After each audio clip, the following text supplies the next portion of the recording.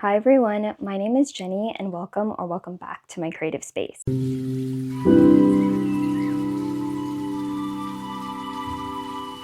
are going to do a very casual, chatty catch up on the month of August and talk about the things that I have been reading and am in the middle of, some games that I've been playing and have completed, and also just like bits and bobs that I want to catch you up on. But transparently, for the month of August, I've not completed a single book. Yeah, I've just not been in the reading mood, everybody. I feel like I've just not been excited about the books that I've been picking up, or there haven't been any like things that I'm chomping at the bit to read currently. Um, yeah, and I'm just like, you know what? It's okay. I've been indulging in my other hobbies, so I don't feel any less fulfilled because I haven't finished any books, but I just want to let you know since most of the time I talk about books on my channel. That doesn't mean that the books that I am reading right now I'm not having fun with. So we're just going to chat about that. I think a lot of the books that I'm really looking forward to, though, are coming out in the fall season, and I have made a whole video about my anticipated releases for the rest of the year. A lot of them are in September, and September technically is still summer. It's not until like the 22nd that we get into fall. So I am looking forward to those September releases for the rest of summer. And then all of the other things I'm also anticipating that come out in fall. But for the books that I have been reading and am in the middle of, I have volume 11 of the Apothecary Diaries. This one is an ongoing series that I've been reading because I've caught up with the manga that has been translated to English. So now I'm on to the light novels. This one follows an apothecary named Mao Mao, and we get to just see her involved in court politics, her being an apothecary, her being a sleuth. It is such a fun series for me. And while the light novel feels a bit more clinical in writing than the manga or the anime feels, I think because I love the characters so much in this series, I don't mind the sort of dry-ish translation of the light novel. I think there's specific moments where it can be really funny, and I think the translation does the humor very well. But yeah, in regards to the anime and the manga, I think it feels a little bit slow going, but that could just be because of the translation, who knows? But I'm still having a really good time. The second book that I'm in the middle of is The Raven Boys by Maggie Stiefvater. That book I decided to start on a whim. And to be honest, I've actually been avoiding reading this book because one of my friends, Stephanie from Stephanie Bookish, it's like one of her favorite series, and I know that it's quite beloved on BookTube. And the only reason why I've been avoiding it is because Stephanie loves it so much. And I'm like, I know Stephanie and I have pretty similar taste when it comes to fantasy specifically. And I don't know, sometimes when I hear her love something, I get scared and I'm like, oh, what if I hate it? You know, not that she cares if I hate it, but I'm like, I don't know. I feel like either what if I hate it or what if it's a 5 star? And if it is a 5 star, why don't I just pick up the damn book and read it? I don't know. But I started it. I started before bed because my library was like, hey, the ebook copy is in. And basically, all I know about this book before, starting to read it is that it's very atmospheric, it's very vibey, it's all characters, no plot. And that's what most people have told me about this book. But we follow our main character, Blue, who has this prophecy of when she kisses her true love, that person will die, but she doesn't know the details of that prophecy.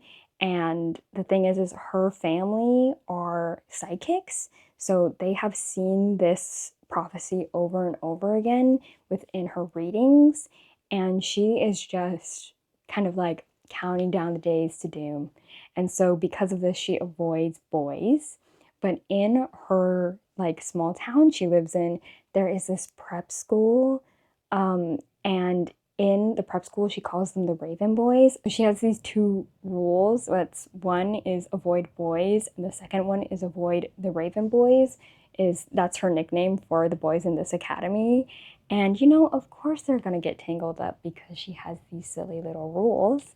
In the part that I'm at, I think I'm about 20% in. We do get to meet the Raven Boys, and so it's a core group of four.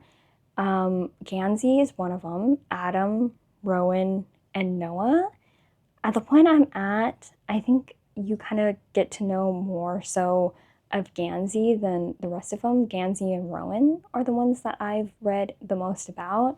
And I remember reading the second chapter and like messaging our little group, and I'm like, why is Gansey giving Manic Pixie Dream Girl? It was so funny reading his description. I think his friend Adam was describing him to the reader, and I was reading this and I was like, yeah, like the vibes here is so Manic Pixie Dream Girl, and I love that for Gansey. I'm so excited to know more about this core group of friends and getting to see Blue get entangled with this friend group. And then the last book that I'm reading is Catabasis by R.F. Kuang. This book I got a Skip the Line loan for from my library. I have 3 days left with this book, and I'm only 15% in. And this one, the short synopsis of it is two students that are academic rivals end up going to hell to save their professor. At the point that I'm at 15%, I will say I'm quite surprised that we jump right into these two students being in hell. And it wasn't what I was expecting. I thought there would be a bit of a setup to get to know the two rivals and kind of set up their rivalry and then also kind of know who the hell this professor is. But like, no, right off the bat, like our main character is like, shit, the professor's gone. And I know that he's in hell, so I am gonna just do a like portal circle and we're gonna jump right on into it. There is like a light magic kind of fantasy thing going on. I believe they said that they are magicians or they want to become magicians, but that hasn't really unveiled itself in detail quite yet. I think it's not fully gripped me yet, and I think it's because I don't know, I just assumed that it would be more character focused, and at the 15%, it's definitely much more plot going on than there is details about the two characters that we're following. And I know that other people who have read arcs of this book said that it was kind of like meh for them and it wasn't their favorite R.F. Kuang. But I think because I read Babel, there was quite a heavy plot in Babel, but I think that we got to know our main core group of people quite a bit for me to care and like follow along with the plot, even if the plot felt um, like pretty basic and like very linear. I was invested in that linear story because of the fact that I was invested in the characters and I got to know them more. But so far with Catabasis, I feel it's lacking a little bit as a character focused reader, not getting to know that much about our main characters, and having these hints of like an academic rivalry and hints of something more going on between them. I'm not fully invested in that rivalry and the potential love that can come from this journey because I don't know who these two characters are. But yeah, those are the books that I'm in the middle of. I think The Raven Boys is the one that I am anticipating to have a very high rating for and enjoy the most. But the next topic that we are going to move on to is games. And the first game that I wanted to talk about is called Is the Seat Taken? So the basic gameplay is that it is a puzzle narrative. And so you have these little shapes that need to be seated in either like public transportation, public parks, movie theaters, places like that. And they all have their own little specific request. So you'll have one, like, let's say a triangle who's like, I am taking a bus and I want to be at the window. And so you'll move the little body over to the window, blah, blah, blah. But the thing is everybody has their own request. So sometimes you have to be mindful of somebody who's like wearing a lot of cologne on some people are sensitive to smell, so you can't be putting them together. And I just really enjoyed the simple puzzle mechanics of this game and the overall narrative going on in the story was so cute, and I really enjoyed getting to see the character progression in this little puzzle. It was something that I kind of slowly played throughout the month of August.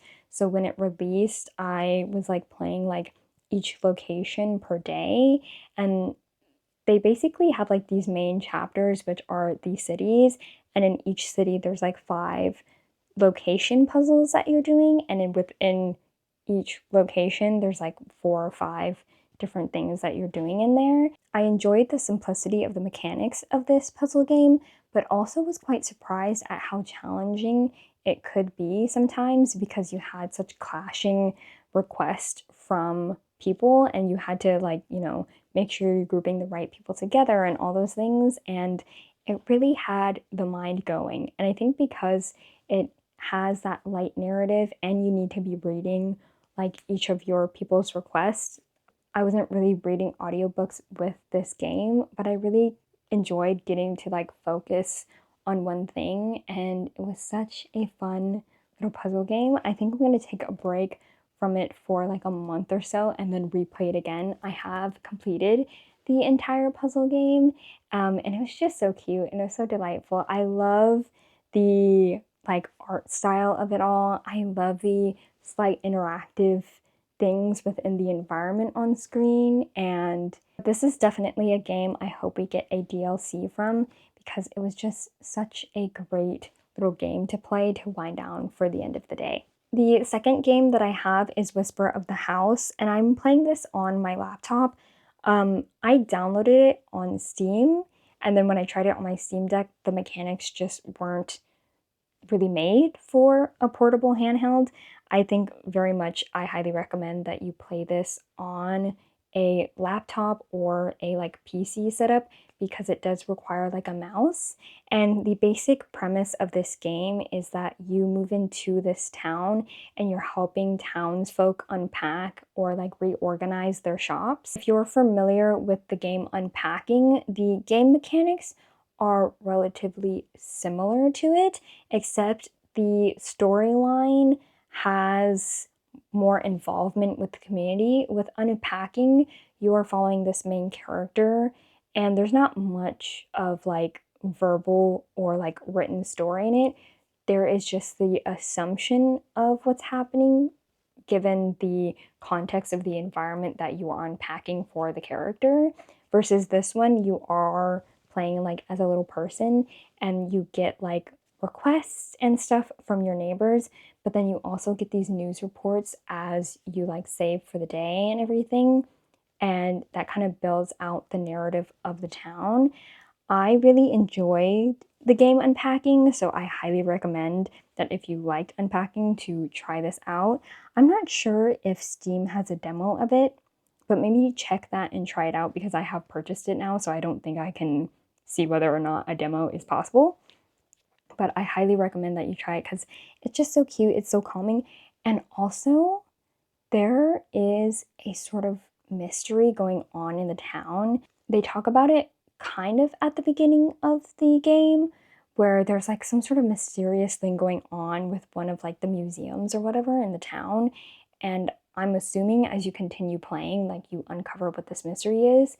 And there's just some strange, unsettling elements to this game that I obviously don't know what that's about, but I'm really interested. I don't know if this is like a thriller game. I wouldn't think so, given the context of like unpacking and the relaxing nature of like getting to organize things, but who knows? Maybe this game will really surprise me. The last game that I have on my list for this month is an oldie but a goodie, and that is Animal Crossing New Horizons. I decided that I was just gonna restart my town completely. I had a game file from 2020 that I played, completed. I collected all the art, all the specimens had been donated to the museums. And so I kind of got bored of that file, decided to delete it and start a new one. and that new one didn't really go through well. And so I was like, okay, well, we'll try again. And that third one, I was like, I kind of started it, wanted to do a slightly more intense build, and just never followed through. And so I decided, let's just restart again, do something simple, pick a good town map and layout, and not do too much terraforming. And also, another thing that I'm doing is no time travel. So if you've never played Animal Crossing, there are elements to the story of your island where you kind of unlock certain buildings and things with a certain time period because you're playing on real time. So the time of day that it is in your present moment is where it is in the game. And it's not something like Stardew Valley where like a day is only like, let's say 10 minutes in real world time. This one is following the real world time. And so when you're unlocking new buildings or having new neighbors move in, those things don't happen until like the following day. And so a lot of the times you can just go into your Nintendo Switch settings and change the time on your system, and it will change the time on your Animal Crossing game. But I think that sort of rush play was taking away like the very present and very kind of slow pacing that I think Animal Crossing is about. And so I've just decided that I am going to play as intended and not do time travel. And, I think starting it, I restarted it yesterday. Okay, so I've not really been that far into my gameplay.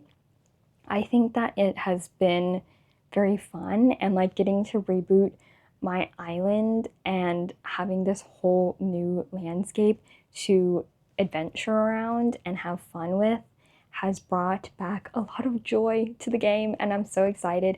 I named my island Momo Grove after my dog, Momo.